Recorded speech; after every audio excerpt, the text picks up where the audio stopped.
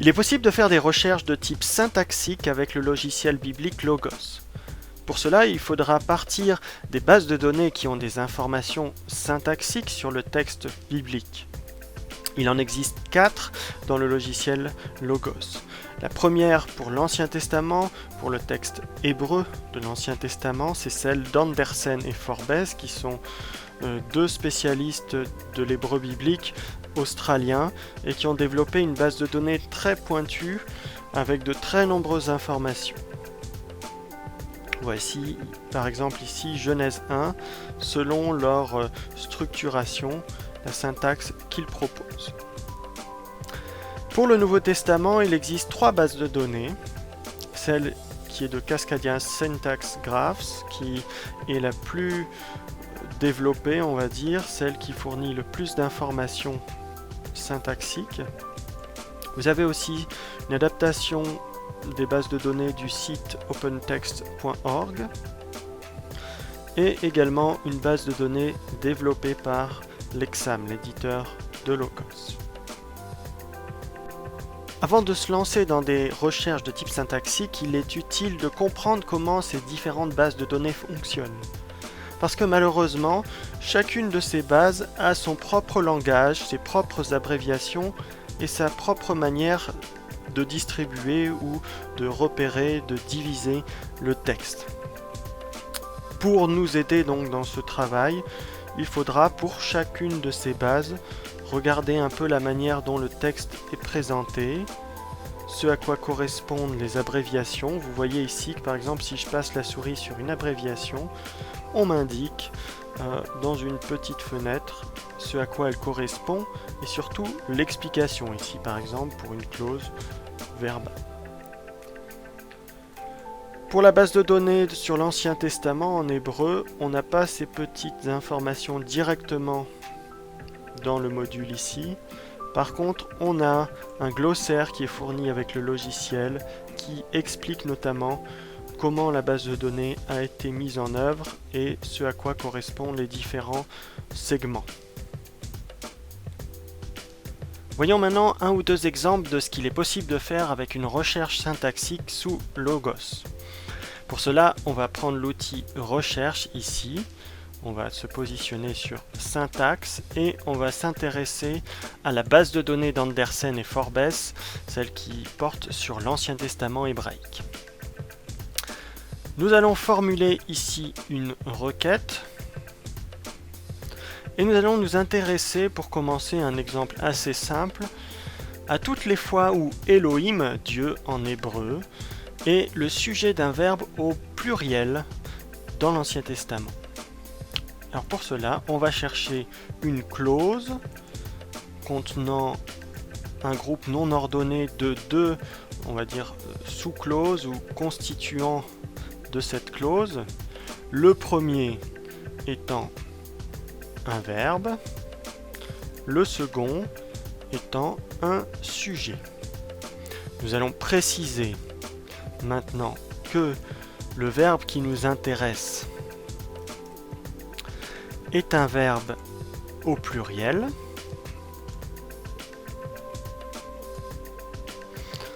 Et on va préciser que le sujet est Elohim.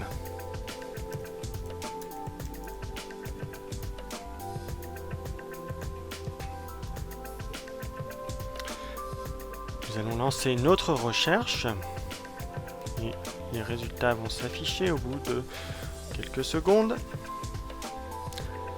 Et vous voyez ici que le premier et le deuxième exemple, on n'a pas exactement Elohim qui est le sujet d'un verbe pluriel, mais les Bnei Elohim, donc les fils des dieux, mais le mot Elohim fait partie du sujet, donc c'est pour cela qu'on a ces résultats. Le troisième résultat, par contre, Genèse 20, verset 13, on a effectivement, lorsque Dieu ou les dieux me firent errer loin de la maison de mon père. Prenons maintenant un exemple un peu plus poussé, mais qui permettra de montrer toute l'étendue des possibilités des recherches avec ces bases de données syntaxiques sous Logos, et en particulier celles d'Andersen et Forbes. Ian Houston est un grand spécialiste de l'hébreu et de l'hébreu biblique en particulier, et ce professeur d'Oxford fait partie de ceux qui ont démontré qu'il y aurait une évolution sur la syntaxe de la langue hébraïque aux alentours de l'exil babylonien. Ainsi, on aurait une forme d'hébreu qu'ils appellent l'hébreu classique avant l'exil et une forme d'hébreu qu'on appelle l'hébreu tardif après l'exil et qui se manifeste de manière encore plus forte, on va dire, dans les écrits les plus tardifs qu'on a retrouvés notamment à Qumran. Dans un de ces articles que vous avez sous les yeux ici, Ian Houston prend un exemple particulier de changement par rapport à la syntaxe qu'on peut repérer dans l'Ancien Testament. Et cet exemple, c'est celui des clauses qui contiennent un verbe à l'impératif avec une précision de temps. Par exemple, venez dans 3 jours ou venez me voir la semaine prochaine. Et pour Ian Houston, dans les textes les plus anciens, donc d'hébreu classique, on aurait d'abord le verbe à l'impératif, puis ensuite la précision temporelle, alors que dans l'hébreu tardif, ça serait plutôt l'inverse. Par exemple, donc, en hébreu classique, on aurait « venez me voir dans 3 jours », alors que dans l'hébreu plus tardif, on aurait « dans 3 jours, venez me voir ». Voilà donc une belle affirmation, mais comment est-il possible de vérifier cela? Eh bien, c'est possible de le faire grâce à la base de données d'Andersen et Forbes. Ici, on va faire une recherche de type syntaxique. Et on va donc rechercher toutes les clauses. Ici, on va prendre, peu importe l'ordre des constituants, donc avec 2 constituants, comme on l'a dit. Le premier constituant sera un verbe. On va préciser que ce verbe sera à l'impératif.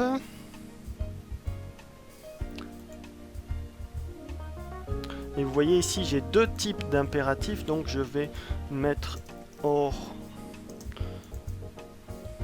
aussi le verbe à l'impératif insistant. Et ma deuxième clause, je voudrais donc savoir à chaque fois qu'on a une phrase de type temporel. Mais j'ai de la chance parce que la base de données, vous voyez ici, d'Andersen et Forbes, vous dit notamment les phrases de type mouvement, espace, locatif ou de temps.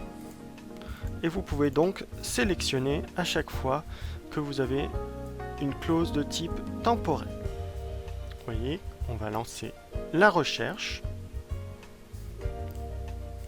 On obtient ainsi 174 résultats. Si vous prenez par exemple le premier qui dit « Seigneur Dieu de mon maître Abraham, permets que je fasse aujourd'hui une heureuse rencontre », vous avez le verbe ici sous une forme impérative, avant la précision temporelle, aujourd'hui.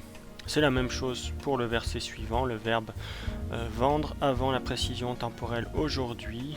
Ici, jure-moi aujourd'hui. C'est la même chose pour le troisième exemple et vous pouvez vous amuser comme ça à vérifier les 174 résultats et voir s'il y a une différence entre les livres qui vont de Genèse à 2 Rois, qui sont considérés par notamment Ian Houston comme typiques de l'hébreu classique, avec les livres postérieurs, ou en tout cas postérieurs à l'exil, qui sont plutôt typiques de l'hébreu tardif.